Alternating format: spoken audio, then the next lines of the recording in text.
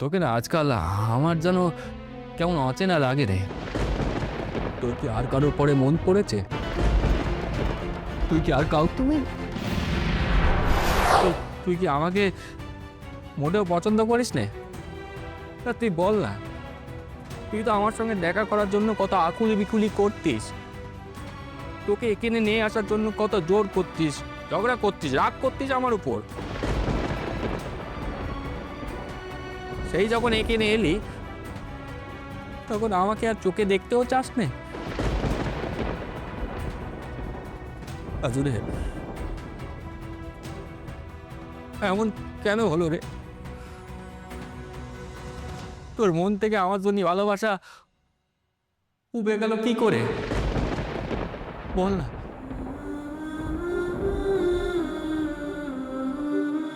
তুমি এমন কথা কেন বলছো? কাল রাতে আমি যখন ঘরে এলাম তুমি অকাতে ঘুমোচ্ছিলে, তাই আমার মনে হলো আমি যদি খাটে উঠি তোমার তোমার ঘুম ভেঙে যাবে। এমনিতেই তুমি এত খেটে খুটে একটু ঘুমো, সেই ঘুম ভেঙে গেলে তোমার কষ্ট হবে, তাই আমি মেঝেতেই শুয়ে পড়লাম।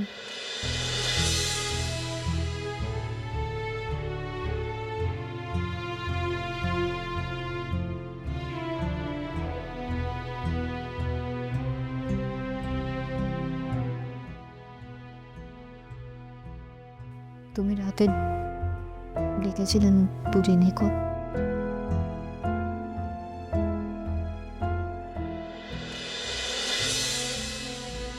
তোকে না আজকাল আমার যেন কেমন অচেনা লাগে রে।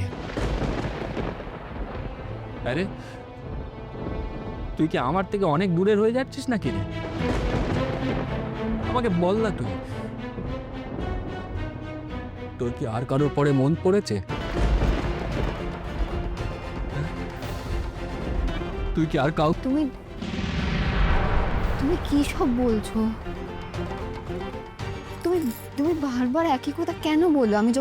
আমি যখন এখানে আসি বা কত কম দিন এখানে থাকি, তোমার তখনই এসব কথা কেন মনে হয়? কি করবো বল? হ্যাঁ, আমি কি করব? তোকে দেখে তো আমার তেমনটাই মনে হয় রাজু। তুই যে আমাকে বড় এড়িয়ে চলিস। তবে আমি বোকা হতে পারি, কিন্তু এইটুকু বোঝার ক্ষমতা আছে, তোর যদি সত্যিকারের আমার প্রতি টান থাকতো না, তাহলে এমনি করে আমাকে অবহেলা করতিস না। না, সত্যিই খুব বোকা। মানে এমন ভুল বোঝা কেউ বুঝতো? আমি তোমাকে অবহেলা করছি না গো, কোথায় করছি আমি তোমাকে অবহেলা? পড়ার না খুব খুব চাপ এখন। সারাটা দিন কাজকর্ম করে পড়াশুনো করে রাতে আমি কখন ঘুমিয়ে যাই আমি নিজেই টের পাই না। রাজু রে,